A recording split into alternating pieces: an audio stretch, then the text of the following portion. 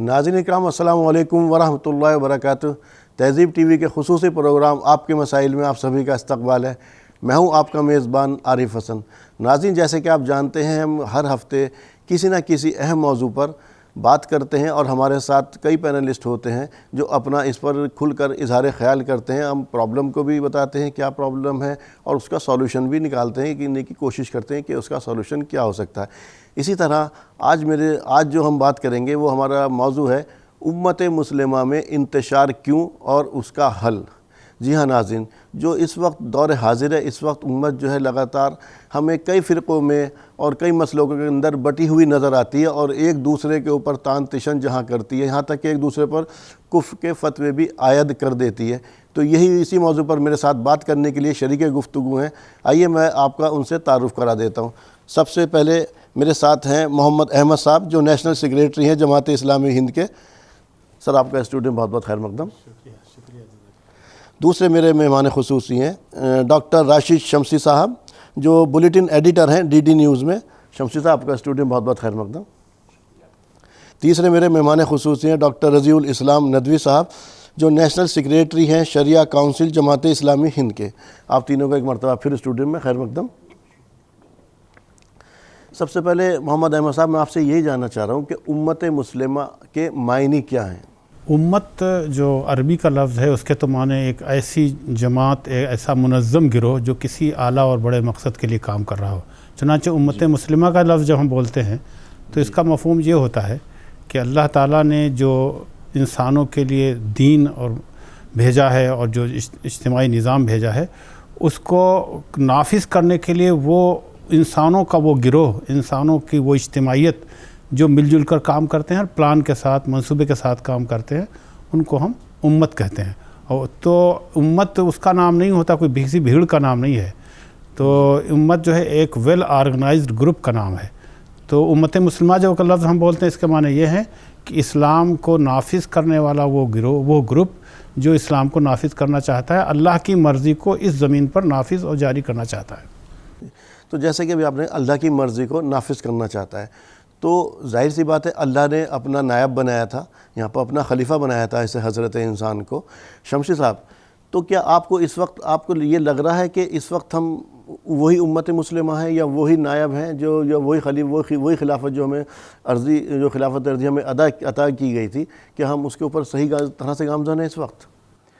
دیکھیے، تاریخ شاہد ہے کہ امت جب بھی صراط مستقیم پر رہی ہے وہ ایک امت بن کے رہی ہے، اور یہی وجہ ہے کہ صراط مستقیم پہ جو کام کرتے ہیں، چاہے وہ کام کرنے والے بہت تھوڑے سے لوگ ہوں، ان کو اللہ تعالیٰ نے کہا کہ ابراہیم علیہ السلام کے بارے میں کان امتاً واحدہ، وہ اکیلی امت تھے۔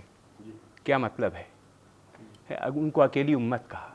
امت کا مطلب یہی ہوتا ہے کہ جو ہمارے لیے، جو حضور اقدس صلی اللہ علیہ وسلم جس دین کو ہمارے لیے لائے، ہمارے لیے اس کو نافذ کرنے کے لیے جو لوگ بھی پورے عزم مصمم کے ساتھ کارگر ہوں، اس کے لیے کام کر رہے ہوں، وہ ہماری امت ہے۔ اگر ہم اس راستے سے ہٹے، اور یقیناً ہٹے ہیں ہم اس راستے سے، اس میں مطلب بلا خوف تردید یہ بات کہی جا سکتی ہے کہ ہم اس راستے سے ہٹ گئے ہیں۔ اگر اس راستے سے ہٹ رہے ہیں تو یقیناً ہماری اوپر سے جو بہت بڑی ذمہ داری تھی ہم اس کو نہیں نبھا رہے ہیں، اور جیسا کہ آپ نے کہا تو ہمارے اندر بہت کمیاں آئی ہیں۔ ضرورت اس بات کی ہے کہ ہم پھر اپنے آپ کو اسی راستے پر لائیں، تو انشاءاللہ ہمارا کام بھی بنے گا۔ اس میں کوئی دو رائے نہیں۔ آپ کا سوال کا صرف ایک اس میں جواب ہے کہ اب وہ ہمارے اندر جس قدر ہم منظم تھے اب منظم نہیں رہے ہیں، ہمارے اندر انتشار آ گیا ہے۔ رضی صاحب، میں آپ سے جاننا چاہ رہا ہوں گا کہ ابھی آپ نے کہا، شمسی صاحب نے جیسے فرمایا کہ ہمارے اندر سے وہ تمام تر کمیاں آ گئی ہیں۔ اس سے پہلے جو ہم نے صحابہ کا جو دور دیکھا، اس وقت اس وقت ہمارے پر مسلکی اختلافات بھی ہیں اور تمام تر چیزیں بھی، اور بھی بلکہ جو مسلک بھی ہیں وہ بھی کئی گروہ کے اندر تقسیم ہو گئے ہیں۔ تو اس وقت کا جو اس وقت امت مسلمہ تھی اور اس وقت کی جو امت مسلمہ ہے، اس میں آپ کیا فرق پاتے ہیں؟ افکار کا اختلاف، آراء کا اختلاف، فہم کا اختلاف، یہ ہر دور میں رہا ہے اور یہ قابل مذمت نہیں ہے۔ اللہ کے رسول صلی اللہ علیہ وسلم کے زمانے میں بھی، صحابہ کے زمانے میں بھی ایسا نہیں تھا کہ سب لوگ تمام صحابہ ایک حیثیت ایک اعتبار سے سوچتے ہوں، ایک ہی اعتبار سے وہ چیزوں کا فہم ان کو حاصل ہوتا ہو، نہیں، بلکہ وہ اللہ کے رسول صلی اللہ علیہ وسلم کے ارشادات پر، اقوال پر، جو صحابہ کرام کی جو تعبیرات اور تشریحات تھیں ان میں بعض اختلافات پائے جاتے رہے ہیں، لیکن اس زمانے میں صحابہ نے ان اختلافات کو گوارا کیا ہے، اسے صرف فکر و فہم کا اختلاف سمجھا تھا، چنانچہ اس زمانے میں انہوں نے ایک دوسرے کی تردید کرنی، دوسرے کو غلط کہنا اور خود کو حق پر قائم و دکھانا، یہ تمام چیزیں اس زمانے میں نہیں تھیں۔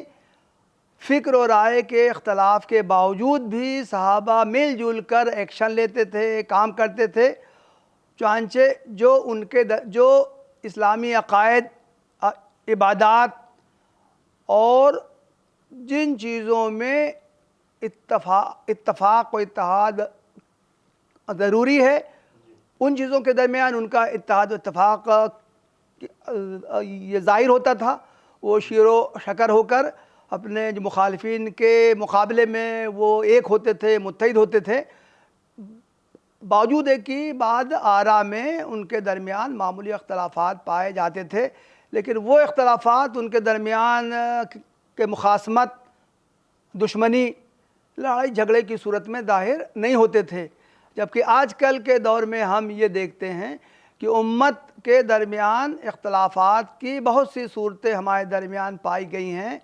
وہ اختلافات اگرچہ فکری اختلافات ہوتے ہیں، معمولی اختلافات ہوتے ہیں، لیکن امت کے افراد جو ہیں ان کو اصل اختلافات بنا لیتے ہیں اور اس کی بنیاد پر ان کے درمیان گہری کھائیاں وجود میں آ جاتی ہیں جو کہ دین میں مطلوب نہیں ہیں۔ رضی صاحب، جیسے ابھی آپ نے کہا کہ اس وقت کا جو اختلافات، یہ اختلافات ہونا اچھی بات ہے، فکری اختلافات ہونا یا اللہ تعالیٰ کی مرضی کے لیے یا اللہ تعالیٰ کے دین کو قائم کرنے کے لیے اختلافات ہونا، اس کے اوپر آپس میں بات چیت کرنا، یہ تو سمجھ میں آتا ہے اور جائز بھی ہے، اس کے لیے اندر کوئی بری بات بھی نہیں ہے، لیکن جب اپنی مرضی ہم تھوپنے لگتے ہیں ایک دوسرے کے اوپر، برائی وہاں سے پیدا ہوتی ہے۔ اس وقت جو آپ دیکھ رہے ہیں وہ کیا حالات ہیں امت کے؟ اس وقت تو یہ ہے کہ جو میں نے کہہ دیا وہی حق ہے۔ جی بالکل، یہ آپ بالکل صحیح کہہ رہے ہیں۔ تو موجودہ دور کا المیہ یہ ہے کہ امت جو ہے وہ مختلف گروہوں میں بٹ گئی ہے، وہ گروہ عقائدی بھی ہیں، فکری بھی ہیں، مسلکی بھی ہیں اور دوسرے طرح کے اختلافات ہیں۔ تو ہمیں یہ دیکھنا چاہیے، فیصلہ کرنا چاہیے کہ اگر یہ اختلاف عقیدے کا نہیں ہے، اگر یہ اختلاف اسلام کی بنیادی تعلیمات کا نہیں ہے، تو اس کو آپس میں جنگ و جدال کا، لڑائی جھگڑے کا اور شدید اختلافات کا، تنازعات کا مرکز نہیں بنانا چاہیے۔ محمد احمد صاحب، میں آپ سے جاننا چاہ رہا ہوں، جیسے ابھی رضی صاحب بھی کہہ رہے ہیں کہ ہمیں ان کو اختلافات کو اس حد تک نہیں پہنچا دینا چاہیے، جنگ و جدال تک نہیں پہنچنا چاہیے، لیکن ہم جنگ و جدال کی تو ہماری اس وقت حیثیت ہی نظر نہیں آتی کہیں۔ ہم تو اس وقت ہمارا جو اس وقت المیہ یہ ہے کہ ہم ایک دوسرے پر کفر کے فتوے عائد کر دیتے ہیں۔ ذرا سا حالات یہ ہوئے کہ اگر کسی مسلک نے یا کسی گروہ نے دوسرے کے پیچھے نماز پڑھ لی تو ان کے کہیں نکاح کرایا جا رہا ہے، نکاح تجدید ہو رہا ہے، کہیں کچھ ایک دوسرے پر جو یہ کفر کے فتوے عائد کر رہے ہیں، اس کے بارے میں کیا خیال ہے آپ کا؟ دیکھیں، اگر آپ اسلام کا مطالعہ کریں، قرآن کا خاص طور پر مطالعہ کریں، تو ایک بات بہت کھل کر سامنے آتی ہے کہ اتحاد بین المسلمین کے بہت سے بنیادیں موجود ہیں۔ قرآن ایک ہے، حدیث ایک ہے، حدیث پہ تو کچھ اختلاف بھی کر سکتے ہیں آپ، لیکن قرآن، رسول کا توحید، رسالت، آخرت پر، تو آپ بہت مضبوط بنیادیں موجود ہیں۔ اور اسلام جو کوالٹیز دیتا ہے، جو صفات عطا کرتا ہے، اس میں ایک بڑی خوبی یہ ہوتی ہے کہ وہاں توسع ہوتا ہے، براڈ مائنڈڈنس ہوتی ہے، وسیع القلبی اور وسیع النظری ہوتی ہے، اختلاف کے باوجود بھی وہ گوارا کرتا ہے، یہ کوالٹیز بڑی کوالٹی ہوتی ہیں۔ تو اب ایسا لگتا ہے کہ اسلام جو خوبیاں ایک مومن بندے کے اندر دیکھنا چاہتا ہے وہ ہمارے اندر دھیرے دھیرے مفقود ہیں۔ ہم تنگ دل ہو گئے، اب ہمارے علاوہ اگر کوئی دوسرا مسلک اختیار کرتا ہے یا اس کی دوسری رائے ہوتی ہے، اس کو بھی ہم گوارا کرنے کے لیے تیار نہیں ہیں۔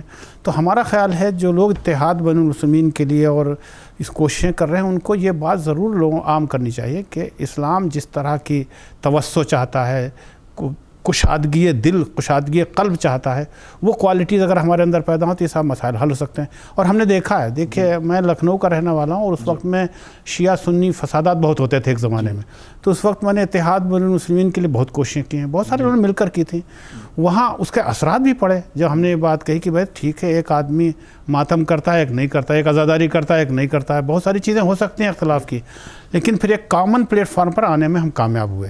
تو ہمارا کہنا یہ ہے کہ اچھا اب کچھ ایسی کوششیں ہم کر بھی نہیں رہے ہیں، کسی سے اختلاف ہوا فوراً اس کو کفر کا فتویٰ لگا دیتے ہیں، حالانکہ بالکل غلط بات ہوتی ہے، کفر کا فتویٰ تو کسی پر لگا ہی نہیں جا سکتا۔ تو اگر ہم کوششیں کریں تو وہ ہو سکتا ہے، لیکن ہماری کوششوں میں بھی کمی آئی ہے۔ جماعت اسلامی ہند سے کی طرف سے میں اس وقت آپ کے سامنے بیٹھا ہوں، جماعت کی اول روز سے کوشش یہ رہی ہے کہ کسی طرح سے بھی اتحاد پیدا ہو اور ہمارے اندر کشادگی پیدا ہو، توسع پیدا ہو، ہم ایک دوسرے کو برداشت کریں۔ کسی سے اختلاف ہو سکتا ہے مسلکی، اس کو اختلاف کو ایک کنارے رکھ سکتے ہیں، دنیا کے جو کچھ حالات ہیں اس میں تو ہمیں اتحاد کی بہت سخت ضرورت ہے، تو کوششوں کی اگر کوششیں کی جائیں تو پیدا ہو سکتا ہے۔ تو وہ بنیادی کوالٹیز جو صفات پر ہوتی ہیں ایک مومن کے اندر، وہ پیدا کرنے کی اگر کوشش کی جائے تو بہت حد تک کمی آ سکتی ہے۔ شمشی صاحب، کیا موجودہ دور میں جو مسلمان ہیں یا جو ان کے گروہ ہیں، جس طرح سے تقسیم ہے، اس طرح سے کیا آپ اس کو امت مسلمہ کہنا صحیح ہوگا؟ دیکھیے آپ بہت اچھی بات کی، اور ابھی جیسے احمد صاحب نے بتایا کہ ہمارے اندر کمیاں آ چکی ہیں، میں ایک بہت بنیادی بات کہتا ہوں۔ وہ بنیادی بات یہ ہے کہ ہم لوگ ہمیشہ یہ بات کرتے ہیں کہ ہمارے اندر کمیاں آ چکی ہیں اور ہم لوگ کے اندر توسع نہیں ہے۔ میں آپ سے پوچھتا ہوں، اتحاد کس بنیاد پہ؟ کیا اتحاد اس بنیاد پہ اللہ اور اس کا رسول قرآن، ہمارے پاس یہی چیز ہے نا۔ اگر اس پہ ہم لوگ آ جائیں تو پھر یہ بتائیے، جو ایک اللہ کو چھوڑ کر دوسری جگہ جا کر وہی سوال کرتے ہیں جو اللہ سے کرنا چاہیے، اگر ان کو بھی امت میں اگر ان کو بھی ان کے ساتھ بھی اگر اتحاد کی بات ہو رہی ہے بجائے ان کو سمجھانے کے، تو بتائیے پھر اتحاد کس بنیاد پر؟ ایک آدمی اللہ کے علاوہ غیر اللہ کو وہی اختیار دے رہا ہے جو اللہ کے اختیارات ہیں، آپ کہتے ہیں اس کے ساتھ بھی اتحاد؟ ایک سیکنڈ، ان کے ساتھ ہم مصالحت کریں گے، ان کو بتائیں گے، یہ ہمارا اپروچ ہوگا، لیکن آج جس اتحاد کی بات چل رہی ہے، معاف کیجئے گا، وہ اتحاد بغیر کسی بنیاد کے چل رہی ہے۔ بنیاد اتحاد بنیاد نہیں ہوگی نا، تب تک ہو نہیں وَاعْتَصِمُوا بِحَبْلِ اللَّهِ جَمِيعًا، ٹھیک ہے؟ آپ اللہ کی رسی کو مضبوطی سے پکڑیں۔ ابھی میں کل پرسوں بھی کہیں بیٹھا ہوا بات کر رہا تھا، تو ایک صاحب نے کہا کہ اللہ کے رسول نے اور امام جعفر کا قول بھی لائے، امام جعفر صادق رضی اللہ عنہ کا قول بھی لائے وہاں پر، کہ وہ اس حبل اللہ سے مراد، اللہ کی رسی سے مراد ان کے اہل بیت ہیں، ٹھیک ہے؟ میں آپ سے یہ میں کسی دوسری طرف بات کو لے جانے کی کوشش نہیں کر رہا ہوں، میں صرف ایک بات رکھنا چاہ رہا ہوں، وہ بات یہ ہے کہ ایک آدمی اس کے ایک پہلو پر زور دے رہا ہے، ٹھیک ہے؟ ایک آدمی کہہ رہے ہیں کہ اہل بیت سے محبت یہی حبل اللہ ہے، ایک اللہ تعالیٰ کہتا ہے وَاعْتَصِمُوا بِحَبْلِ اللَّهِ جَمِيعًا وَلَا تَفَرَّقُوا، اور آپس میں تفرقہ نہ کرو۔ ایک پورے اسلام کو مکمل طور پر اپنے نظام حیات سمجھ کر اپنے اوپر نافذ کرنے کا نام حبل اللہ ہے، بالکل، ٹھیک ہے؟ میں اس طرح سے بات کر رہا ہوں صرف کہ ایک چیز، کسی ایک پہلو پر اگر زور دیا جائے یا توسع اس قدر اختیار کیا جائے کہ کسی کو بھی کچھ نہیں کہا جا سکتا، تو غلط کیا ہے اور صحیح کیا ہے؟ پھر اس کی پہچان کیا رہ جائے گی؟ ٹھیک ہے؟ اب غلط صحیح ختم ہو جائے گا۔ اب سوال یہ پیدا ہوتا ہے کہ اگر ہمیں اتحاد کرنا ہے تو جن نکات پر حضور اقدس صلی اللہ علیہ وسلم کے زمانے میں یہ امت مسلمہ متحد تھی، لا محالہ ہم کو انہی نکات کو نافذ کرنا پڑے گا۔ اگر ان کو نافذ نہیں کرتے اور اپنی طرف سے بہت ساری اس میں توسع کے نام پر بہت ساری باتیں اگر اس میں پھیلاتے ہیں، تو معاف کیجئے گا، بہت ساری برائیاں در آئی ہیں اور در آتی رہیں گی۔ تو شمشی صاحب، آپ کی بات بالکل درست ہے، میں سمجھ رہا ہوں آپ کی بات کو، لیکن اس کے لیے بھی ذمہ دار کون ہے؟ یہاں پر جو اصل شکل آئی تھی ہندوستان کے اندر، اگر ہم اس ہندوستان کے اندر بات کریں اسلام کی، تو اسلام تو جب یہاں آیا تھا تو اسی وقت منقسم حالات میں تھا۔ ایک طرف صوفیاء اکرام تھے، وہ اپنی تزکیہ، تربیت، ان پر جو ان کی توجہ تھی، تربیت پر، تزکیہ نفوس کے اوپر، اور دوسری طرف جو بادشاہ وغیرہ تھے وہ اپنا، کہ ان کو اگر کہہ لیں تو وہ لوگ توسیع کر رہے تھے، وہ اپنی حکومت کی بھی توسیع کر رہے تھے، ساتھ ساتھ ان کے ذریعے اسلام کی بھی توسیع ہو رہی تھی، ان لوگوں پر دنیا غالب آ گئی تھی۔ تو یہ چپقلش تو وہیں سے تھی، اور ایک وقت ایسا تھا کہ ان دونوں کے اندر جو تھا، ایک دور ہم نے ایسا بھی دیکھا تھا کہ ان دونوں میں آپس میں بہت اچھا اتحاد بھی تھا، کہ اگر اسے اس وقت کہیں جیسے سلطان جو التمش کا واقعہ ہے کہ ان کا اور خواجہ بختیار کاکی رحمۃ اللہ علیہ کا آپس کے اندر اتنا کہ ایک حد درجے عبادت گزار انسان بھی تھا، اور ان سے بھی اس کا رابطہ تھا، بادشاہ بھی تھا، اور موجود وقت کا تو ان کا واقعہ بھی ایسا ہے کہ جب وہ وصیت ان کی کھولی گئی تھی، جب ان کا انتقال ہوا ہے، اس کے بارے میں انہوں نے وصیت کی تھی کہ میری نماز جنازہ وہ پڑھائے گا جس کی کبھی عصر کی سنتیں نہ چھوٹی ہوں، جس نے کبھی زنا نہ کیا ہو یا جس کی تکبیر اولیٰ نہ چھوٹی ہو. تو قدر اس کے بعد ایک تحمل کے بعد ایک شخص آگے نکلتا ہے تو وہ بادشاہ وقت نکلتا ہے، وہی پڑھاتا ہے. ایک وقت تو ان میں دونوں میں اس طرح سے تھا. پھر یہ آپس میں، حالانکہ جب یہ اسلام یہاں آیا تھا مدرسہ اور خانقاہوں کی تقسیم پہلے سے ہو چکی تھی ان کے اندر، تو پھر ان کے اندر یہ دوری بڑھتی چلی گئی. اس کی وجوہات کیا تھیں؟ آپ نے بہت اچھی بات کہی کہ ایک زمانے میں ان دونوں کے درمیان بہت نزدیکیاں بھی تھیں، جی جو لوگ بھی، لیکن دیکھیے اس وقت بھی ہمارے اندر کمیاں موجود تھیں. کمیاں تھیں. وہ کمی یہ ہے کہ ہم نے توسط، پھر ایک لفظ بڑا اچھا توسط آیا ہے. جی میں اس بار بار یہی کہہ رہا ہوں کہ توسط کے نام پر بہت ساری ایسی باتیں جو دین سے تعلق جن کا نہیں تھا ان کو بھی ہم نے دین کے نام پر گوارا کیا.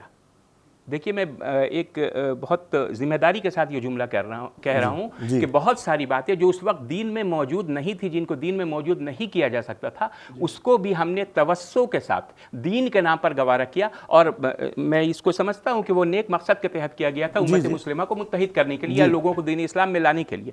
لیکن میں یہی کہہ رہا ہوں کہ اس وقت جیسے آپ نے صوفیانہ طریقہ بتایا، صوفیانہ طریقے میں بہت سارے طریقے ایسے ہیں جو آج بھی ایک عقل سلیم جن کے پاس بھی ہو اور مطلب جو بھی آدمی صحیح سوچ رکھتے ہیں ان کو بہت ساری ان کی باتیں ایسی ہیں جو گوارا نہیں ہمیں، ٹھیک ہے، اور بہت ساری باتیں ایسی ہیں جو بلا شبہ ہونی چاہیے، ہر انسان میں ہونی چاہیے، ٹھیک ہے. تو ان دونوں کا قریب آنا، ہم ایک مقصد کے تحت آئے، لیکن اس میں اسی وقت سے گڑبڑی پیدا ہوئی جب ہم نے اسی کو بنیاد سمجھا اور پھر جو طریقہ رسول اللہ صلی اللہ علیہ وسلم نے بتایا تھا ہم اس سے الگ ہوتے گئے. تو جب رسول اللہ صلی اللہ علیہ وسلم کے بتائے ہوئے راستے پر ہم نہیں چلیں گے اور اس سے تھوڑا سا بھی اختلاف کریں گے اگر، ہاں، تو اس کو اختلافات تو کسی حد تک چلنے میں آدمی سے غلطی ہو جائے تو معاف ہو جائے، ٹھیک ہے. اب دیکھیے جیسے کہا گیا کہ اگر تم سے غلطی ہو جائے، میں ایک مثال لا رہا ہوں قرآن سے. دیکھیے کہا گیا کہ اگر تم صالح بننا چاہو گے، ہر آدمی کو کہا گیا کہ توبہ کرو، اپنے گناہوں سے توبہ کرو. اللہ نے توبہ کے لیے شرط لگائی، ان تکونوا صالحین فَإِنَّهُ كَانَ لِلْأَوَّابِينَ غَفُورًا. اگر تم صالح بننا چاہتے ہو تب توبہ کرو. تب توبہ کرو سے مراد تب توبہ کرو نہیں ہے، مطلب تب تمہاری توبہ قبول ہوگی، تب تم اچھے بنو گے. تو ہم اپنے کو دیکھیں کہ کیا آیا ہم صالح بننا چاہتے ہیں؟ ہم صالح بننا چاہتے ہیں. ابھی بہت اچھی بات غالباً آپ نے کہی رضی صاحب نے کہ ہمارا جو عقیدہ ہے، ہمارا جو مسلک ہے، اگر اس کو امپوز کرنے کی بات کرتے ہیں، we try to implement that, impose rather, not implement, impose that particular عقیدہ، that particular belief، ہے نا، گڑبڑی یہاں سے پیدا ہوتی ہے. اللہ نے یہ شرط رکھی کہ ان تکونوا صالحین. پہلے یہ دیکھ لو کہ خدا کی قسم اگر کوئی بات میرے خلاف ہو، ہے نا، کچھ بھی کسی کے خلاف ہو، اگر تم صالح بننا چاہتے ہو، اس سے مراد ہی یہی ہے کہ اگر تم اچھے بننا چاہتے ہو، چاہے کوئی بات میرے مسلک کے خلاف ہو، چاہے کوئی بات میرے ایمانیات کے خلاف ہو، چاہے کوئی بات، ہم اپنا ایمان دیکھیں گے کہ یہ بات صحیح ہے کہ نہیں قرآن اور حدیث کے خلاف. ہم کیا مان رہے ہیں اس کو ہم نہیں دیکھیں گے. جس دن یہ امت مسلمہ میں یہ بات آ گئی کہ ہم یہ نہیں دیکھیں گے کہ ہم کس پر ہیں، ہم یہ دیکھیں کہ اللہ اور اللہ کے رسول کے مطابق کیا چیز آ رہی ہے سامنے، اگر اس کو ماننے کے لیے راضی ہو جائیں تو بلا شبہ میں اللہ کے سے امید کر کے، اللہ کی رحمت سے امید کر کے میں آپ سے کہہ رہا ہوں کہ 99% اختلافات حل ہو جائیں گے. ابھی ہمارے بڑے لوگوں نے جتنی بھی بات کہی وہ ساری اسی زمرے میں آ رہی تھی کہ ہم اپنی بات امپوز کرنا چاہتے ہیں. اللہ اور اللہ کے رسول کے بات کے تحت اگر اپنے آپ کو ہم لانا چاہیں گے، اگر ہم اچھے بننا چاہیں گے تو 99% معاملے کا حل نکل آئے گا. رضی صاحب، میرا سوال آپ سے یہی ہے، جیسے بھی شمسی صاحب بیان کر رہے تھے اور اس میں فقہ کی بھی کئی شکلیں بیان کر رہے تھے شمسی صاحب، اور کہہ رہے تھے کہ قرآن اور حدیث کی ہی روشنی میں اگر ہمارا اتحاد ہوگا تبھی ممکن ہوگا اور تبھی اس کا سولوشن بھی نکلے گا.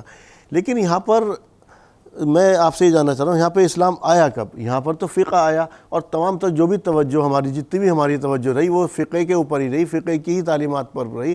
قرآن اور حدیث تو بہت دور کی بات رہی. قرآن کو تو ہم نے یہاں پر ایک مقدس کتاب کی شکل کے اندر آیا، اور آج بھی ہمارے یہاں ایصال ثواب یا حصول ثواب اس کے لیے پڑھا جائے. کتنے لوگ ایسے ہیں جو اس کلام پاک کو سمجھتے ہیں یا اس سے افادہ حاصل کرتے ہیں؟ دیکھیں، اس تعلق سے میں اس کروں کہ جیسا کہ یہ بات آ چکی ہے کہ اسلام کی بنیاد قرآن پر ہے، حدیث پر ہے، اس پر پوری امت کا اتفاق ہے، سب کا قرآن ایک ہے. اللہ کے رسول صلی اللہ علیہ وسلم کے جو ارشادات ہیں وہ سب کے لیے واجب التعمیل ہیں. تو اگر ان دو بنیادوں کو امت نے پکڑا ہوتا مضبوطی سے تو ان کے درمیان اختلافات رضی کم صاحب سے کم امت ہوتے. کہاں سے پکڑتی جب اسے آپ نے قرآن سے روشناس کرایا کہاں؟ وہ قرآن تو یہاں ہمیشہ ایک مقدس کتاب کی شکل کے اندر رہی. جی بالکل یہ بات صحیح ہے بالکل آپ کی. ضرورت یہ تھی کہ قرآن کو ایک سمجھی جانے والی کتاب اور عمل کی جانے والی کتاب کی حیثیت سے اختیار کیا جاتا. لیکن افسوس کہ ہندوستان میں شروع ہی سے قرآن کو سمجھنے اور اس پر عمل کرنے کی طرف کم سے کم توجہ دی گئی. تو ضرورت ہے کہ امت کو اتحاد امت میں پیدا کرنے کے لیے، اختلافات ختم کرنے کے لیے یہ ضروری ہے کہ تمام لوگوں کو قرآن مجید سے جوڑنے کی کوشش کی جائے، قرآن کو سمجھنے کی ایک تحریک چلائی جائے اور افراد امت کو اس طرف مائل کیا جائے کہ وہ قرآن کو سمجھ کر اس پر عمل کرنے پر آمادہ ہوں. لیکن ایک دوسری بات میں عرض کرتا ہوں کہ فقہ کو قرآن اور حدیث کے پیرلل یہ دکھانا صحیح نہیں ہے. فقہ کا تو مطلب ہی یہی ہے کہ قرآن اور حدیث کی روشنی میں زندگی گزارنے کے مسائل کا حل معلوم کیا جائے. حتیٰ کہ عبادات کے تعلق سے جو باتیں قطعی معلوم نہیں ہوتی ہیں ان کو قرآن اور حدیث سے مستنبط کیا جائے. تو ظاہر ہے کہ اگر ہم استنباط کیا جائے گا، غور خوض کیا جائے گا تو اس سے لوگوں میں اختلافات پیدا ہوگا. ہر آدمی کے سوچنے سمجھنے کا انداز الگ ہوتا ہے. تو قرآن اور حدیث کی قطعی باتوں کی روشنی میں جب ہم مستنبط کر کے کچھ احکام نکالیں گے، کچھ مسائل نکالیں گے تو ان میں اختلاف ہوگا. ضرورت یہ تھی کہ ان اختلافات کو برداشت کیا جائے، گوارا کیا جائے. امت کے ابتدائی دور میں اس اختلافات کو گوارا کیا گیا. یہ جو ائمہ اربعہ آتے ہیں، 4 ائمہ ہیں، ہر امام نے یہ کہا ہے کہ میری بات صحیح ہو سکتی ہے، میں سمجھتا ہوں کہ میری بات صحیح ہے، دوسرے کی بات صحیح نہیں ہے، یا یہ کہ کم صحیح ہے لیکن وہ غلط نہیں ہے. کسی بھی امام نے دوسرے امام کی رائے کو غلط نہیں قرار دیا. کہا کہ لیکن ان اماموں کے بعد جو لوگ آئے، جو تقلید کا دور چلا، اس میں ہر مسلک کے لوگوں نے اپنے مسلک کو قطعی سمجھا، دوسرے مسالک کو غلط سمجھا. اسی وجہ سے ان کے درمیان شدید اختلافات پیدا ہوئے، مارکہ آرائیاں ہوئیں، مسجدیں الگ الگ ہو گئیں، اور وہ سب چیزیں ہوئی ہیں جو امت کے انتشار کا باعث بنی ہیں، جن سے ہم سب واقف ہیں. تو ضرورت یہ ہے کہ فقہی مسالک کے جو حدود ہیں، جو دائرے ہیں، ان کو سمجھا جائے، ان کو حق اور باطل کا معیار نہ قرار دیا جائے، ان کو افضل اور غیر افضل ہی کی حد تک رکھا جائے، جیسا کہ ہر امام نے یہ بات کہی ہے. اور امت کو جو اتحاد کی جو بنیادیں ہیں قرآن اور حدیث، اس سے جوڑنے کی کوشش کی جائے، فہم قرآن کی تحریک چلائی جائے. قرآن ایسی کتاب نہیں ہے جس کو چوم کے اونچے طاق پہ رکھ دیا جائے، بلکہ قرآن تو ایک عمل کی کتاب ہے. موجودہ دور میں بھی ہم جو دیکھ رہے ہیں وہ تو یہی شکل ہے کہ اس کو یا تو سر چڑھایا یا دلہن کو جب ودا کیا گیا گھر سے تو قرآن کے سائے کے اندر کر دیا. یہ تمام تر چیزیں قرآن کا زیادہ استعمال ہمارے یہاں بہت کم لوگ ایسے ہیں جو اس سے فائدہ حاصل کریں. سب سے پہلے تو عربی جانتے ہی نہیں ہے. سب سے پہلے جو ہمارا ایک فرض تھا، کہ فرض اولین کہوں گا میں تو اس کو، کہ جب ہمیں کلام پاک کو سمجھنا تھا تو اس کو عربی کو ضرور سمجھنا چاہیے تھا. خیر وہ دوسری بات، احمد صاحب میں آپ سے یہ جاننا چاہ رہا ہوں، جب ابھی جیسے 4 ائمہ کا ذکر کیا رضی صاحب نے، جب انہوں نے اپنے اختلافات کو بھی، ان کے اندر کوئی ایسی چیزیں نظر نہیں آتی کہ ہاں اس کو کہہ دیا ہو کہ وہ غلط ہے یا میں غلط صحیح ہوں. اور اس کے اوپر مجھے ایک واقعہ یاد آ رہا ان کا، مولانا انور شاہ کشمیری رحمۃ اللہ علیہ کا، کہ ایک وقت اپنی آخری عمر کے دور کے اندر بیٹھے ہوئے تھے ایک جگہ پر اور بڑے غمگین حالت میں تھے. کسی صاحب نے آ کے معلوم کیا کہ حضرت یہ آپ نے کیا شکل بنا رکھی، اتنا غمزدہ کیسے ہیں؟ تو انہوں نے کہا کہ بھائی ہمارے بس کیا ہوا کہ ہم نے ساری عمر ضائع کر دی. کہ حضرت اگر آپ نے ضائع کر دی تو پھر کون ایسا شخص بچا جو جس نے اپنی عمر کو ضائع نہیں کیا؟ تو انہوں نے کہا کہ بھائی ہم نے ساری عمر اس کے اندر لگا دی کہ امام شافعی کا قول غلط ہے اور امام ابو حنیفہ کا صحیح ہے، جبکہ اس سے زیادہ کچھ نہیں ہم کہہ سکتے کہ مطلب کہ جو ہماری بات ہے اس کے بھی خطا ہونے کے امکانات ہیں اور ہو سکتا ہے وہ بھی صحیح ہے۔ تو یہ ہمارے جب ان کے اندر کوئی اختلافات نہیں تھا تو ان کے ماننے والوں میں اتنے اختلافات کیوں گئے کہ ایک دوسرے پر کفر کے فتوے تک عائد کرنے لگے؟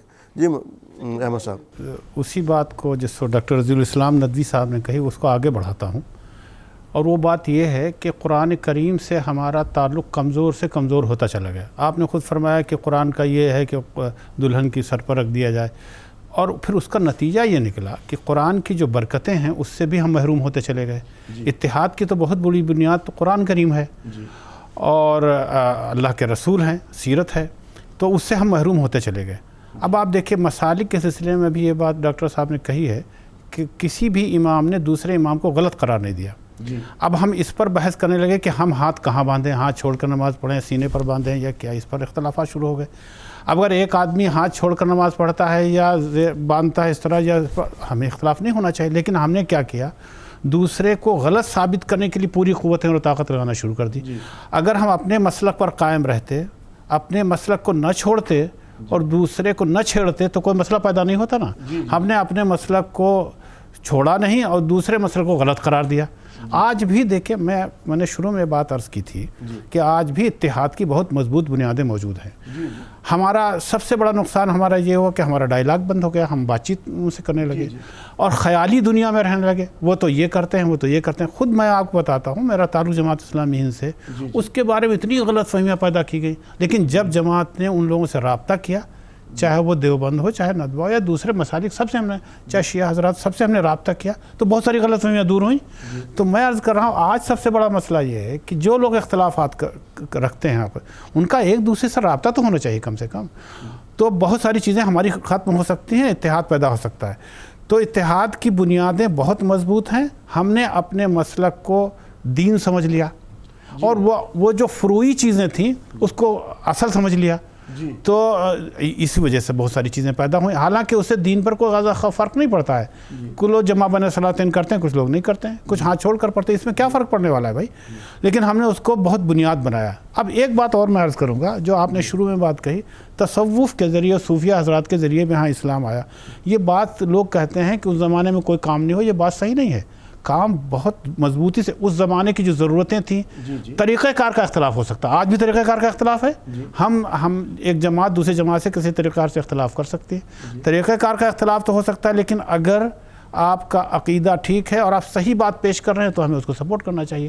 قرآن کے لیے تحریک چلائیں، دوسرے کے مسالک کو، ایسی تو ہمارے یہاں زیرو ہو گئی۔ سب سے بڑی پریشانی یہی تو ہوئی نا، ہم دوسرے کی بات کو ایکسیپٹ نہیں کرتے۔ اس کا جواب میں نے پہلے اپنے شروع میں دیا تھا۔ توسع کا یہ مطلب نہیں تھا کہ ہم دوسرے کے مسلک کو یا کوئی غلط بات کو اختیار کر لیں۔ توسع کا مطلب یہ تھا کہ اگر کوئی فروعی چیز ہے جس سے ہمیں اختلاف ہے، اس کو ہم گوارا کر لیں۔ جو گوارا کرنے کی جو صلاحیت تھی وہ ہمارے اندر کم ہوئی ہے۔ اتنا تو اختیار کیا جاتا ہے، جیسے ابھی آپ نے کہا ہاتھ چھوڑ کے پڑھ لی نماز یا اس طرح سے، لیکن جو جدھر اشارہ شمسی صاحب نے کیا تھا کہ انہوں نے تو بالکل ہی وہ چیز جو ہم اللہ تعالیٰ سے مانگنی ہے ہم نے کسی اور کو اس کا ذریعہ بنا لیا، تو اس پر تو ہم سمجھا نہیں، شمسی صاحب کی اس بات سے تو میں ذرا اتفاق نہیں کروں گا، اس لیے کہ عقیدہ ایک دوسری چیز ہوتی ہے اور انسانی کمزوری کو دوسری چیز ہوتی ہے۔ ہماری ایک کمزوری ہو سکتی ہے کہ ہم نے مانگنا چاہیے ہمیں اللہ تعالیٰ سے، اور ہم نے آپ سے کہا کہ ہمیں یہ چیز دے دو۔ صحیح بات تو یہ ہے کہ ہمیں اللہ سے صرف مانگنا چاہیے، تو یہ ہمارے عقیدہ نہیں بلکہ ہمارے اعمال کی کمزوری ہے، اس کی اصلاح بھی ہو جاتی ہے۔ تو اس کی اصلاح کی کوششیں تو جاری رہیں، لیکن ہم کسی کو غیر دینی بات اپنی زندگی میں نہ آنے پائے، اور اس کی اصلاح بھی ہوتی ہے۔ دیکھیں، ہم سب گنہگار ہیں، ہماری کمزوریاں ہمارے اندر شامل ہوتی ہیں، تو اگر کوئی ایسی کمزوری اس کو توجہ دلائیں ہم، لیکن اس سے نفرت کریں، اس سے دوری اختیار کر لیں، وہیں سے اختلاف شروع ہوتا ہے۔ اور وہیں سے اچھا، اختلاف تو بالکل ٹھیک ہے، جیسا بھی ڈاکٹر صاحب نے کہا تھا، اختلاف تو ہوتا ہے جہاں زندہ لوگ ہوتے ہیں، سوچنے سمجھنے والے لوگ ہوتے ہیں، وہاں اختلاف رائے ہوتا ہے، انتشار نہیں ہوتا ہے۔ اصل میں ہمارا مسئلہ یہ ہے، اختلاف سے آگے بڑھ کر ہم انتشار کی کیفیت میں آ گئے۔ اچھا، جب انتشار کی کیفیت میں آتے ہیں تو بڑے پیمانے پر ہمیں کوششوں کی ضرورت ہے، اپنے عقیدے پر کے خول میں بند ہو کر اور دوسروں کو کفر کا فتویٰ اگر ہم لگا دیں گے تو کبھی بھی وہ حاصل نہیں ہو سکتا. اس کی بھی سننی ہے اور اپنی بھی. یا اور یہاں پر بیٹھ کر کے جب ڈائیلاگ ہوں گے تو جو بات صحیح ہے تو سامنے جو ہمارے بیٹھا ہوا ہے اور ہمارے اندر بھی اتنی قوت برداشت ہونی چاہیے یا اتنا سمجھوتا ہمارے اندر سمجھنا چاہیے کہ اگر سامنے والے نے صحیح بات کی اسے میں قائل کیا تو اسے کی ایکسیپٹنس میرے اندر بھی ہو اور سامنے والے کے اندر بھی ہو, تبھی اس مسئلے کا حل نکلے گا. شمشید صاحب, اس وقت جو حالات نظر آ رہے ہیں وہ بہت مایوس کن ہیں. حالانکہ امت پر پہلے بھی حالات اس طرح کے آئے ہیں. اس وقت ہم نے دیکھا کہ امت کا اور ہم نے اسلام کا اور امت کا ایک ہم نے عروج بھی دیکھا. تو پھر ایک وقت ایسا آیا کہ اسلام تو مطلب پائیدان سے ایک پائیدان دو پائیدان نیچے گرتا چلا گیا, نیچے آتا چلا گیا. میں نے لفظ خیر غلط استعمال کیا, گرتا چلا گیا, نیچے آتا چلا گیا, لیکن امت کا عروج ہوتا چلا گیا. پھر ایک وقت بہت تھوڑے وقت کے لیے ایسا آیا کہ اسلام اور امت پھر عروج پر گئی. لیکن اس وقت جو حالات ہیں وہ یہ حالات ہیں, چاہے امت ہو یا اسلام ہو, دونوں کے دونوں بہت زیرو لیول پر, ایک طرح سے بہت نیچے کے لیول پر آ چکے ہیں. اس وقت آپ اس کے بارے میں کیا کہیں گے کہ جو اس وقت حالات جو بہت مایوس کن نظر آ رہے ہیں ہمیں؟ دیکھیے, ابھی آپ نے بہت ساری باتیں کہیں, بہت اچھی باتیں کہیں کہ پہلے بہت ہم لوگ ایک زمانہ تھا جب ہم عروج پر تھے اور اس میں پھر تنزلی آتی چلی گئی. جی جی. اب دیکھیے ایک بات ہے, اس کی بنیاد کہاں سے شروع ہوتی ہے, جی ہے نا, یہ کیوں تنزلی کیوں آئی. جی دیکھیے ابھی آپ نے احمد صاحب نے ارشاد فرمایا کہ ایک چیز اصل ہوتی ہے, ایک چیز فروع ہوتی ہے. جی. فروع کو اصل نہ مانا جائے, ٹھیک. اگر فروع کو اصل کی شکل دے دیں گے تو اختلافات بڑھتے چلے جائیں گے خواہ, ٹھیک ہے. لیکن اس کا ایک دوسرا پہلو ہے, میں بہت احترام کے ساتھ یہ بات کہوں گا کہ اصل کو فروع بھی نہ سمجھ لیا جائے, ٹھیک ہے. اصل کو فروع سمجھ لینا یہ بذات خود ہماری تنزلی کا سبب بنے گا. فروع کو اصل نہیں سمجھنا یہ تو بہت اچھی بات ہے. جیسا انہوں نے کہا کہ تمام تر اختلافات, سارے اختلافات دفن کیے جا سکتے ہیں. آپ اصل میں اگر اختلاف کریں گے جس پر کہیں پر کوئی اختلاف نہیں, اور اگر کوئی ایک یا دو یا کچھ چند افراد اگر اختلافات کر رہے ہیں تو یہ ہم سب کی مشترکہ ذمہ داری ہے کہ اس سے بات کی جائے کہ بھائی یہ دیکھو یہ اصل ہے, اس سے کسی طرح کا کوئی کمپرومائز ممکن نہیں ہے. تو میں صرف ایک بات کہوں گا کہ جہاں فروع کو اصل نہ سمجھنے کی تاکید کی جا رہی ہے وہاں یہ بھی تاکید لازماً کی جائے کہ اصل کو فروع نہ سمجھ لیا جائے. اصل ہوتا ہے, اس کے بعد ہی فروع ہوتے ہیں, ہے نا. اسلحہ ثابت ہوگا تبھی وہ فروع آسمان میں ہوگا, ہے نا. قرآن میں اس کی مثال دی گئی ہے نیکی کی کہ زمین میں اس کی اصل ہے اور فروع اس کی شاخیں آسمان میں ہیں. تو جب اصل اپنی جگہ رہے گا تبھی فروع دب سکتا ہے. جب اصل ہٹ جائے گا تو فروع انتشار میں تبدیل ہو جائے گا, ہے نا. دوسری ہماری تنزلی کی بات یہی آئی ہے کہ دیکھیے پہلے زمانے میں, جیسے آپ نے کہا, بہت اچھی بات کہی آپ نے عارف بھائی, کہ ایک زمانے میں ہمارا عروج تھا. ہم اس لیے عروج پر تھے کہ ہمارے درمیان جو بھی اختلافات تھے وہ انفرادی نوعیت کے تھے. جی. انفرادی نوعیت میں ایک چھوٹی سی مثال دیتا ہوں. وہ مثال یہ ہے کہ عبداللہ بن مسعود جیسے بڑے صحابی, جی جی, معوذتین کو, قل اعوذ برب الفلق قل اعوذ برب الناس کو قرآن کی صورت نہیں سمجھتے تھے. بہت مشہور ہے یہ, ٹھیک ہے. اب لیکن وہ اتنے باخلوص آدمی, ظاہر ہے ان کے کیا کہنے, ہماری زبان کیا ہے ان کو کچھ کہنے کے لیے, لیکن یہ کہ وہ سمجھتے تھے کہ اللہ تعالیٰ نے یہ اسپیشل اتاری ہے ہمارے لیے پڑھ کے اپنے اوپر یہ کرنے کے لیے, ہے نا, جس سے ہر طرح کی ان کے اوپر جو برائیاں ہوتی ہیں یا جو بھی اثرات ہوتے ہیں وہ ختم ہوتے ہیں. اور ہوئے بھی, حضور اقدس صلی اللہ علیہ وسلم خود اس کو پڑھ کے دم کیا کرتے تھے اپنے اوپر. جب حضرت عمر رضی اللہ عنہ جیسے صحابی کو یہ بات پتہ چلی کہ عبداللہ بن مسعود اس کو قرآن کی صورت نہیں مانتے, تو آپ کے الفاظ دیکھیے کیا ہے. آپ کے الفاظ یہ ہیں کہ میرے بھائی کو کچھ غلط فہمی ہو گئی ہوگی. یہ حضرت عمر رضی اللہ عنہ جیسے صحابی کے الفاظ ہیں. تو بات کہاں پر آئی کہ انفرادی مسئلہ.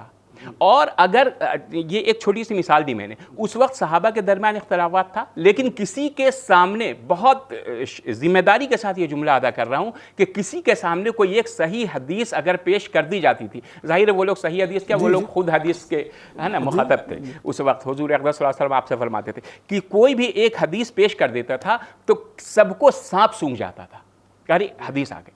اس کا مطلب ہوا کہ ہم اپنی بات بند رکھیں, ٹھیک ہے. اچھا, آپ چاروں ان کی ائمہ کی بات کیجیے. آپ کسی نے بھی ائمہ اور مجتہدین اور جتنے بھی ہمارے, ہے نا, کسی نے بھی ایک ضعیف سے ضعیف حدیث پر, پوری ذمہ داری کے ساتھ کہہ رہا ہوں, ایک ضعیف سے ضعیف حدیث پر اپنی رائے کو کبھی مقدم نہیں سمجھا. پوری تاریخ میں. جب ایسی بات ہوگی تبھی ہم ایک ہو سکتے ہیں. ہمارے درمیان اختلافات اسی وقت آئے جب ہم نے کسی چیز کو سمجھے بغیر, اس میں ظاہر ہے وہاں پر شیطان چوچ مارتا ہے کہ ہماری بات اوپر رہے, ہماری بات اوپر رہے. اسی لیے میں نے ایک بات شروع میں کہی کہ پہلے اپنے دل میں آ جائیے, پہلے اپنے دل میں آ جائیے کہ نہیں میرے خلاف ہو, میرے مسلک کے خلاف ہو, میرے عقیدے کے خلاف ہو, لیکن اگر اللہ اور اللہ کے رسول کی بات کے اعتبار سے جو بات سامنے آ رہی ہے, اللہ کی قسم ہم آمنا صدقنا کہہ دیں گے. اگر یہ بات اپنے اندر آ گئی تو پھر کوئی دنیا کی طاقت ہمیں متحد ہونے سے روک نہیں سکتی. شمشید صاحب, یہ تو آپ نے بالکل صحیح بات کہی کہ جب ہم اللہ کے لیے یا قرآن کوئی حدیث ہمارے سامنے پیش کی گئی ہم اس پر اتفاق کریں گے اور اس پر بالکل خاموشی اختیار کر لیں گے. لیکن رضی صاحب, ہم امت ہیں کہاں؟ ہم تو ترکی ہیں, افغانی ہیں, ایرانی ہیں, لیکن ہم امت مسلمہ ہیں کہاں موجودہ دور میں؟ جس کی بات ہم کر رہے ہیں, جس کے ہم حل کی بات کر رہے ہیں, انتشار تو خیر ہوگا ہی ہوگا, لیکن ہم تو نیشنلسٹ بن گئے. دیکھیں آپ کی بات صحیح ہے کہ موجودہ صورتحال جو عالمی سطح پر ہو یا ملکی سطح پر ہو, یہ امت کے انتشار کی طرف اشارہ کرتی ہے. آپ کی بات یہ بالکل صحیح ہے کہ یہ انتشار ہمارا اس حد تک بڑھا ہوا ہے کہ وہ مایوسی ظاہر کرتا ہے. لیکن ہم جیسے لوگ کبھی مایوس نہیں ہوتے. ہم لوگ رجائیت پسند ہیں. جس طرح مریض کے اپنی آخری اسٹیج میں ہو تو بھی ڈاکٹر یہ کبھی نہیں کہتا کہ تم تو مرنے والے ہو.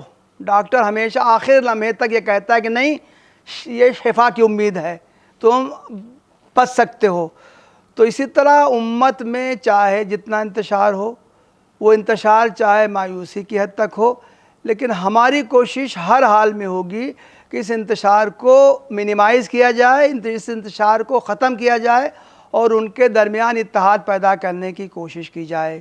اس تعلق سے میں امام مالک کا ایک جملہ میں دہراؤں گا.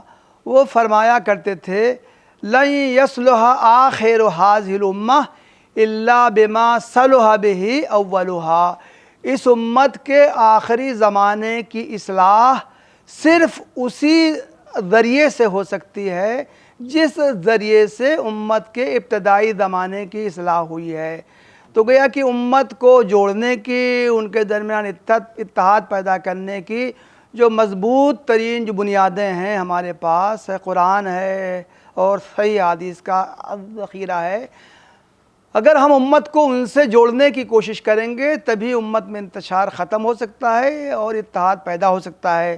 تو ہماری کوشش مختلف مسالک کے, مختلف گروہوں کے, علماء کی, ذمہ داروں کی یہ کوشش ہونی چاہیے کہ امت کے افراد کو ان بنیادوں سے, قرآن سے, حدیث سے جوڑنے کی کوشش کریں, قرآن فہمی کی تحریک چلائیں.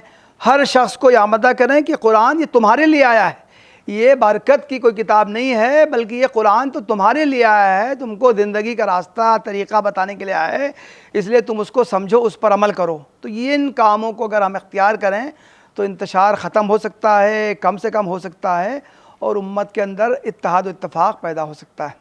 احمد صاحب, آپ صلی اللہ علیہ وسلم نے آخری خطبے میں فرمایا تھا کہ کسی کو بھی نہ تو گورے کو کالے پر, نہ گالے کو گورے پر, اس طرح سے بہت ساری چیز کہ کسی کو کسی پر فوقیت نہیں ہے. لیکن ہمارا تصور, جیسے میں نے ابھی رضی صاحب سے بھی سوال کیا تھا, ہم امت یا مسلمان ہم نظر آتے ہیں تو امت کی شکل نظر نہیں آتی. مسلمان ہیں, عربی ہیں, ایرانی ہیں, عراقی ہیں, ترانی, جو بھی ہیں, لیکن ہم امت کی شکل ہمیں نظر نہیں آ رہی. نہیں, یہ تو ایک بہت بڑا المیہ ہے ہماری تاریخ کا کہ جو امت اس لیے برپا کی گئی تھی کہ اللہ کی مرضی کوئی زمین پر نافذ کرے گی اور جاری ساری کرے گی اور اتحاد کے ساتھ رہے گی, اس کے اندر انتشار پیدا ہوا اور بہت ساری چیزیں پیدا ہوئیں. تو میں عرض کر رہا ہوں کہ ابھی یہ بات آ رہی تھی تو میرے خود قرآن کی ایک آیت میرے ذہن اور میں نے شروع میں وہ بات کہی تھی, وَمَن يُوقَ شُحَّ نَفْسِهِ فَأُولَٰئِكَ هُمُ الْمُفْلِحُونَ. جو لوگ دل کی تنگی سے بچ گئے یا بچا لیے گئے وہی لوگ کامیاب لوگ ہیں. یہ جو ہماری تنگیاں ہیں نا, ان کو وسعتوں میں ہمیں تبدیل کرنا ہے اور گوارا کرنے کی صورت اب آگے لانی ہے. تو اگر ہم اس پر آگے بڑھتے ہیں, اور جیسا ڈاکٹر صاحب نے کہا کہ ہم تا قیامت اتحاد کی کوششیں کرتے رہیں گے, مایوسی کے ہمارے یہاں کوئی بات نہیں ہے.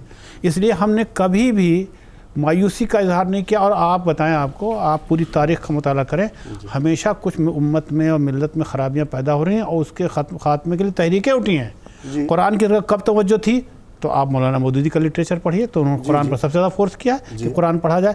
اور آپ دیکھیں اس کی پشت پر ایک جماعت بھی قائم کی, اور جماعت کی کوششوں کا اب نتیجہ ہے کہ سب لوگ قرآن کی طرف متوجہ ہیں. آپ یوٹیوب کھولیے, دوسری چیزوں کو دیکھیے, قرآن پر درس قرآن بھی ملے گا اور عام ہوتی جا رہی ہے. اور آپ دیکھیں یہاں یہ ہم ڈسکشن کر رہے ہیں, عام لوگوں میں بھی یہ گفتگو ہوتی ہے, عام لوگوں میں, کم پڑھے لکھے لوگوں میں, کہ بھائی دیکھیں قرآن کی طرف اگر توجہ دیں گے تو ہمارا اتحاد ہو سکتا ہے, تو توسع بھی پیدا ہوگا, بڑا قلبی وسعت بھی پیدا ہوگی, اور ہاں آپ ایک دوسرے کے قریب آنے کو, یہ جو قریب آنے کا پروسیس ہے وہ ہمیں لانا ہوگا, اور جو دوریاں ہیں وہ ختم کرنی ہوں گی. یہ دل کے, میں آپ کو بتاؤں, قلب بڑی اہمیت رکھتا ہے پورے جسم میں. وہ اگر جتنا تنگ ہوگا, جتنا چھوٹا ہوگا, اتنا ہی ہمارے اندر تنگی آئے گی. امت کا بھی یہی حال ہے. امت میں جو بڑے لوگ ہیں اگر وہ اس سے قریب آ جائیں اور سب کو گوارا کریں تو بہت سارے چھوٹے چھوٹے اختلافات کو ہم گوارا کر کے متحد ہو سکتے ہیں. کیونکہ دیکھیے ہم اگر اس پر عقیدے پر اور اس پر بہت ساری چیزوں بحثوں میں الجھ جاتے ہیں, اس کی وجہ سے ہمارا جو اونچا بلند مقام ہے وہ مجروح ہوتا ہے, اور ہم دشمنان اسلام ہم کو ترنے والا سمجھ لیتے ہیں. اس لیے کہ ہم آپس میں جنگ کرتے ہیں نا, اور آپس میں جب جنگ کرنے لگتے ہیں تو دوسروں کے لیے تو ہم بہت ترنے والا ہو جاتے ہیں. تو یہ کوئی چھوٹی موٹی بات نہیں ہے کہ ہم ایک دوسرے کو گوارا نہیں کریں, بلکہ یہ ایک بڑی بات ہے جس کی پشت پر ہمیں اور تاریخ کا بھی مطالعہ اس پہلو سے کرنے کی ضرورت ہے. شمشید صاحب, اس کی ایک وجہ ترک قرآن جو ہے, کیا آپ اس کی ایک بڑی وجہ سمجھتے ہیں؟ کیونکہ مجھے ایک واقعہ یاد آ رہا شیخ الہند حضرت مولانا محمود الحسن رحمۃ اللہ علیہ کا, کہ جب ان کو اسیر مالٹا جب وہاں سے لے کے آئے گیا ان کو, تو ان کی طبیعت بہت زیادہ خراب تھی. تو اس وقت ایک تمام جتنے بھی عالم سے سب کو انہوں نے اکٹھا کیا, اور وہاں پر انہوں نے ایک سینٹنس کہا تھا, جملہ کہا تھا کہ امت کی ذب و حالی کے اسباب جو ہے میں نے وہاں پر قید کے دوران رہ کر کے پائے. تو اسی پہ جب غور و فکر کیا تو یہ پایا کہ ترک قرآن جو ہے وہ امت کی ذب و حالی کے اسباب ہیں, اور یہی ایک انتشار کی وجہ بھی بن سکتے ہیں. تو ہمیں اگر قرآن کو ہی مضبوطی کے ساتھ پکڑے, حل تو ہمارا اسی میں ملے گا نا قرآن کے اندر. تو اس کے بارے میں کچھ آپ بیان کیجیے گا. بہت اچھی بات آپ نے کہی. بلا شبہ اس سے کوئی بھی شخص اختلاف کرنے کی جرت نہیں کر سکتا کہ ترک قرآن ہی ہمارے انتشار کا سبب ہوا ہے. کوئی اس سے انکار نہیں. اور یہاں تک کہ قرآن کی آیت ہے کہ اللہ کے رسول کہیں گے وقال الرسول یا ربی انا قوم اتخذوا هذا القرآن مہجورا, ہاں اے میرے رب, میری اس امت نے قرآن کو چھوڑ رکھا تھا, ہے نا. انا قومی, میری اس قوم نے قرآن کو چھوڑ رکھا تھا, ہے نا. تو جب تک ہم قرآن کو نہیں پکڑیں گے, قرآن کے اصول کے اعتبار سے اس کا پرسکرپشن, قرآن ہمارے لیے ایک پرسکرپشن ہے. اگر ہم اس پر خوب بحث کر لیں, 10 جگہ بحث ہوتی رہے, لیکن اگر عملی اقدام نہیں کیے گئے تو پرسکرپشن رٹنے سے کبھی کسی مرض کا حل نہیں نکلتا جب تک کہ دوا نہ کھائی جائے. ٹھیک ہے, دوا کھانا بہت ضروری ہے اس کے لیے. اب سوال ہے, ایک بات اور ابھی سامنے آئی تھی کہ اگر ہم عقیدے کی بحث میں الجھے رہے, ابھی ڈاکٹر صاحب نے کہا, سوال یہ پیدا ہوتا ہے کہ عقیدے کی بحث پر الجھنے کا کیا مطلب ہے نا. عقیدے کی بحث ہم کو کسی صورت میں گوارا ہو ہی نہیں سکتی. جو ہمارا عقیدہ ہے, اگر ہم ایک عقیدے پر سب ہوں گے, ہے نا, تبھی تو فروعات کی بات آئے گی, ہے نا. ہم اپنے عقائد کو درست کر لیں. عقائد وہی ہیں جو اللہ اور اللہ کے رسول نے ہمیں بتائے ہیں. اگر ان کو درست کر لیں, اور آپ نے بہت بالغ النظری کا ثبوت دیتے ہوئے بہت باندھا ہے اس جملے کو کہہ کر کے قرآن سے ہی سارے انتشار کا حل ہے. دیکھیے قرآن میں ایسی باتیں لکھی ہیں, ایسی باتیں لکھی ہوئی ہیں کہ مطلب یہاں تک لکھ دیا گیا کہ اس میں مطلب تمہارا ذکر ہے اس میں. ٹھیک ہے, اس کے بہت سارے, آپ تفاسیر کی طرف میرا ذہن جا رہا ہے, تفاسیر میں لکھا ہوا کہ آپ اپنی ذہنی الجھن کے کسی بھی مرحلے میں ہوں, آپ ایک بار قرآن پڑھ لیجئے ایمانداری کے ساتھ, آپ کو اسی مرحلے کا حل نظر آئے گا. بے شک یہ قرآن کی عجیب تاثیر ہے, یہ قرآن کا معجزہ ہے کہ جس وقت بھی جس ذہنی پریشانی میں یا عقیدے کے جس الجھن میں, آپ وہاں سے لوٹ آئیے پھر اللہ کی طرف. ایک ایسی کتاب ہے جس سے کبھی انسان بور نہیں ہوتا, جتنی بار پڑھے گا اتنی بار اسے اور مزہ آئے گا قرآن کو پڑھنے میں. بالکل, بلکہ میں بتاؤں غالباً کیا بہت یقین کے ساتھ کہہ رہا ہوں, امین احسن اصلاحی صاحب نے رحم اللہ نے اپنی کتاب میں لکھا ہے، انہوں نے غالباً دیباچے ہی میں یہ بات لکھی ہے تدبر قرآن کے، کہ یہ ایسا ایک کان ہے جس میں آدمی چونا نکالنے پر محنت کرے تو چونا نکلے، کوئلہ نکالنے پر محنت کرے تو کوئلہ، اور ہیرا نکالنے کے لیے محنت کرے تو ہیرا نکلے۔ یہ ہماری استطاعت پر ہے، یہ ہماری اس پر ہے کہ ہم کتنی کوشش کرتے ہیں، کتنی محنت کرتے ہیں۔ تو بلا شبہ یہی اس کا اصل بھی ہے، اور یہی سب کچھ ہے کہ ہم قرآن جب ہم کہتے ہیں تو اس کے ساتھ ساتھ سنت، ہماری جو حدیث ہے، حدیث کو بہت جگہ وحی باقاعدہ کہا گیا ہے نا۔ تو قرآن کے ساتھ اس کا مطلب یہی ہے کہ قرآن اور قرآن کو سمجھانے کے لیے حضور اقدس صلی اللہ علیہ وسلم نے جو فرمایا، اگر اس پر ہم بالکل بلا چوں چرا اس کو تسلیم کر لیں، اور تو میں پھر اس جملے کو دہراؤں گا کہ 99% اختلافات ہمارے ختم ہو جائیں گے، انشاءاللہ ہمارا انتشار بھی ختم ہوگا بہت حد تک۔ اب جو تھوڑے بہت جن کو علامہ نے کہا، بہت اچھی بات کہی کہ فروعات ہے، تو ان کو نظر انداز کیا جا سکتا ہے بلا شبہ۔ رضی صاحب، ایک اور ہمارے بیچ چیز پیدا ہوئی، ہر انسان کو، ہر مسلمان کو اس قابل ہونا چاہیے کہ وہ اپنی بیٹی کا نکاح خود پڑھائے، اپنے باپ کا نماز جنازہ خود پڑھائے۔ قرآن سے اتنا تعلق یا دین سے اتنا تعلق اس کا ہونا چاہیے۔ ہم نے اس چیز کے لیے ایک پروفیشن اختیار کر لیا، مولوی پروفیشن، بہت معذرت کے ساتھ۔ اور جب کوئی چیز پروفیشن بن جاتی ہے تو پھر اس کے اندر جو ہے ایک دوسرے سے دوری اور اس سے کمپٹیشن ہو جاتا ہے۔ کیا اس کو بھی آپ اس کا ایک اسباب سمجھتے ہیں بہت مختصر میں، اور اس کا حل؟ جی، آپ کی بات بالکل صحیح ہے۔ قرآن کریم میں دوسرے مذاہب کے بارے میں تنقید کرتے ہوئے، تبصرہ کرتے ہوئے کہا گیا ہے، اتخذوا احبارہم و رہبانہم اربابا من دون اللہ۔ ان لوگوں نے اپنے مذہبی پیشواؤں اور پروہتوں کو اللہ کو چھوڑ کے رب بنا لیا، اپنا الہ بنا لیا۔ تو یہ تو گویا کہ انسٹیٹیوشن، اگر یہ پروہت انسٹیٹیوشن مسلمانوں میں بھی آ جائے تو گویا کہ مسلمان بھی انہی کی طرح ہو گئے۔ اسلام میں علم کی دو قسمیں کی گئی ہیں، ایک علم واجب ہے اور ایک علم جو ہے جو نفلی ہے۔ علم واجب ہر مسلمان کو اسے اختیار کرنا لازم ہے۔ طلب العلم فریضۃ علی کل مسلم، ہر مسلمان پر علم حاصل کرنا فرض ہے۔ تو وہ علم، اتنا علم جتنا کہ ایک مسلمان، ایک پریکٹسنگ مسلمان بننے کے لیے ضروری ہے، وہ خود اسلام کے واجبات فرائض پر عمل کر سکے، اسلامی معاشرت کی چیزوں پر عمل کر سکے، کہ نکاح کیسے ہوتا ہے اس کو طریقہ معلوم ہو، طلاق کے حکام کیا ہیں، بنیادی چیزیں معلوم۔ ایسا نہیں ہے کہ معاشرت کی چیزیں کسی کو جاننا ہو تو فوراً کسی مولوی کو تلاش کرے۔ جی، تو یہ بالکل یہ صحیح نہیں ہے۔ ہر مسلمان کو اتنا بنیادی علم حاصل ہونا چاہیے جس کی وجہ سے وہ خود اسلامی تعلیمات پر عمل کر سکے، اور جو اسلام کی معاشرتی تعلیمات ہیں جو دوسرے انسانوں سے متعلق ہیں اس پر بھی وہ اس کو کمانڈ حاصل ہو، بنیادی اس کا علم حاصل ہو۔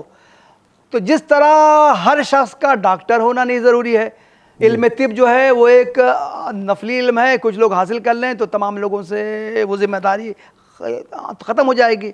تو اسی طرح دین کا جزیات کا علم ہر شخص کو ہو بھی نہیں سکتا ہے، لیکن جو بنیادی علم ہے دین کا وہ ہر شخص کو حاصل ہونا ضروری ہے، حاصل کرنا چاہیے، تاکہ وہ خود عمل کر سکے دین پر اور دوسرے لوگوں کو بھی وقت ضرورت وہ باتیں بتا سکے۔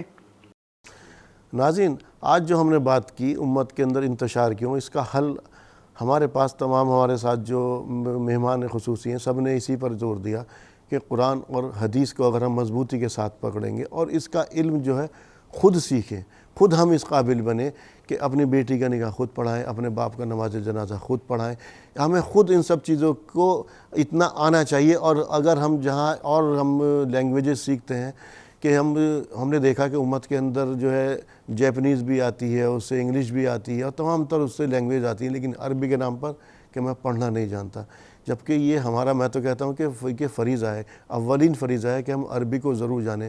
اگر ہم عربی کو جانیں گے تو کلام پاک کو پڑھ سکیں گے۔ اگر ہم کلام پاک کو پڑھ رہے ہیں تو اس کے معنی کے ساتھ ہی پڑھ رہے ہیں، تو ہم کسی مترجم کی آنکھ سے پڑھ رہے ہیں، ہم اس کو سمجھ نہیں رہے ہیں اس کو۔ تو ہمارے لیے سب سے زیادہ ضروری یہ ہے کلام اللہ اور حدیث، یہ جو دو علم ہمارے ساتھ ہیں ان کو اپنائیں اور ان کے اوپر غور خوض کریں، اور اسی کی روشنی کے اندر اپنے بچوں کی بھی تربیت کریں تو ایک بہترین معاشرہ بھی تشکیل پائے گا. اور جو امت کے اندر جو انتشار نظر آ رہا ہے، حالات سے مایوس ہونے کی ضرورت نہیں ہے. اس سے پہلے بھی امت کے اوپر بہت زیادہ مایوس کن حالات آئے ہیں. ایسا بھی ہوا ہے کہ آپ اگر تاریخ کا مطالعہ کریں گے کہ عربوں کا حال تو یہ تھا کہ جب تاتاری آئے تھے تو انہوں نے جب ان پہ حملہ کیا سب کو نیست و نابود کر دیا کہ 50 عرب ایک طرح کھڑے ہوتے تھے اور ایک تاتاری کو دیکھ کر کے ڈر جایا کرتے تھے. اور وہ کہتا تھا کہ اب یہیں رکو، میں ابھی آ رہا ہوں، جب تک جانا نہیں ہو وہ وہاں سے تلوار لاتا، پھر سب کو ذبح کر دیا کرتا تھا. اس سے زیادہ مایوس کن حالات تو ہے نہیں ہمارے ساتھ. تو اسی کے اندر ضرورت اسی چیز کی، قرآن اور حدیث کو مضبوطی کے ساتھ پکڑیں. تو آپ سبھی لوگوں کا اسٹوڈیو میں تشریف آوری کے لیے بہت بہت شکریہ. آپ نے بہت کھل کر کے اپنا اس موضوع کے اوپر اظہار خیال کیا اور ہمارے ناظرین کو اس کا حل کے بارے میں بھی آپ نے بتایا. ایک مرتبہ آپ تینوں حضرات کا بہت بہت شکریہ. تو ناظرین، آپ کے مسائل میں آج اتنا ہی. اسی کے ساتھ اپنے میزبان کو دیجیے اجازت. اگلے ہفتے پھر کسی اور اہم موضوع پر آپ سے ملاقات ہوگی. تب تک کے لیے خدا حافظ.